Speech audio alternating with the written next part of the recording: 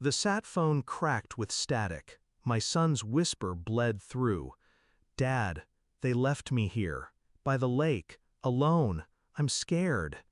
8 years old. His voice fractured, small, trying not to cry. I sat in the dim tent, surrounded by the hum of generators and desert silence, thousands of miles away. My chest hollowed. I called my wife. Her tone was casual, too casual. "He won't be a problem much longer. Nature will take care of him." The words didn't register at first. They floated like smoke. Then they sank. Her voice was light, dismissive, not a mistake. That night I didn't sleep. The next morning a detective called. His voice was clipped, professional. "Your son was found wandering near the waterline, hypothermic, nearly drowned." I stared at the canvas wall of the tent. My hands were steady, but something inside me shifted. Not panic, not grief, a stillness, the kind that comes before violence. I replayed the call in my head 100 times. Her words, "He won't be a problem much longer." Problem. That's how she described our son. The boy with my eyes, my stubborn silence. The boy who still thought I hung the moon, even though I only came home in shadows between deployments. She wasn't alone at the lake. She had him with her. The boyfriend. A man I'd never met, but had heard in rumors. Quietly spoken by neighbors, never by her. I had written her letters from bases she'd never see. I told her about the heat, the stench, the ache. She wrote back about groceries, car repairs, bills. Never about the man standing beside her at the lake. Betrayal doesn't announce itself. It seeps. And then it poisons everything. I should have raged, but rage was loud. Loud was useless. Instead, I went quiet, the way I did before a mission. I started with the phone records. Satellite access gave me little, but enough. Numbers repeated at odd hours. I memorized them. When I landed stateside, I moved like a shadow. No accusations, no questions, just watching. Her eyes shifted when she thought I wasn't looking. She smiled differently. Not the smile I remembered, a new one, reserved for someone else. I checked her car's GPS history, the lake, again and again. I hired no one, trusted no one.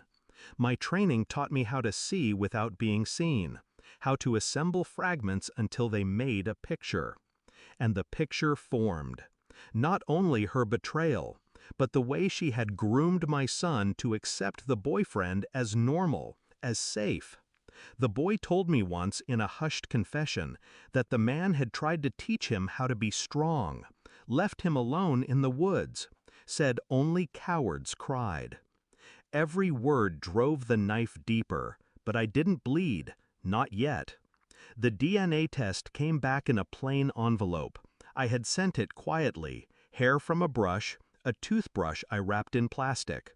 The results confirmed what I already knew but hadn't allowed myself to say. He wasn't mine, not biologically. 8 years of lies. 8 years of raising another man's son while she smiled at me with lips that belonged elsewhere. But blood didn't matter.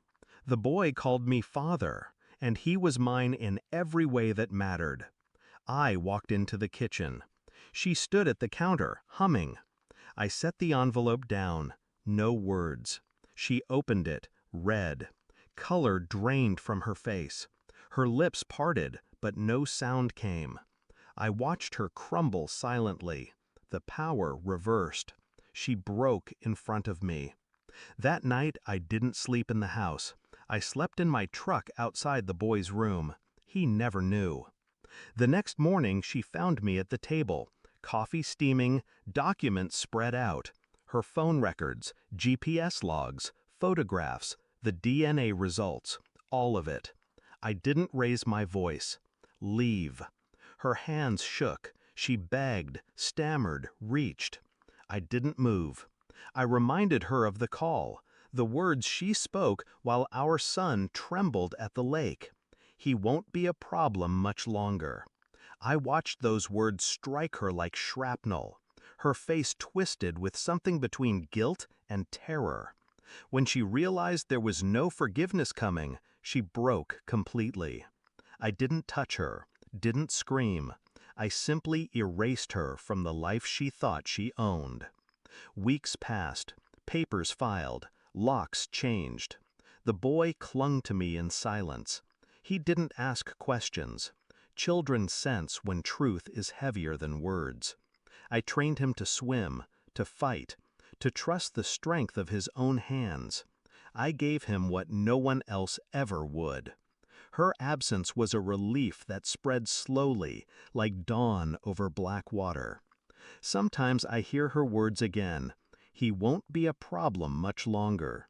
She was right. He isn't a problem. He is my son, and she is nothing.